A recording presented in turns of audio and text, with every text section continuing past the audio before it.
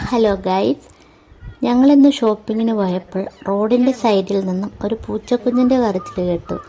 അങ്ങോട്ട് നോക്കിയപ്പോൾ കടയുടെ അപ്പുറത്തെ സൈഡിൽ ആർക്കും ഒരു ശല്യമില്ലാതെ അതിരിക്കുകയായിരുന്നു.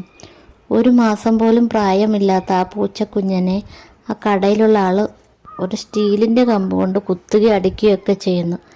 എന്തിനാ അതിനെ ഇങ്ങനെ ഉപദ്രവിക്കുന്നതെന്ന് ചോദിച്ച് ഞങ്ങൾ അങ്ങോട്ട് ചെന്നു. ആരോ കൊണ്ട് കളഞ്ഞതാണെന്ന് അയാൾ പറഞ്ഞ്. പിന്നെ ഒന്നും നോക്കിയില്ല, അതിനെ എടുത്തുകൊണ്ട് വീട്ടിലേക്ക് വന്നു. അയാൾ അതിനെ ഉപദ്രവിച്ചത് കൊണ്ടാണെന്ന് തോന്നുന്നു അതിനെ ഞാൻ എടുത്തപ്പോഴത്തേക്ക് എൻ്റെ കൈക്കിട്ട് നല്ല കടി കിട്ടി. ആഴത്തിലുള്ള മുറിവുണ്ടായിരുന്നു.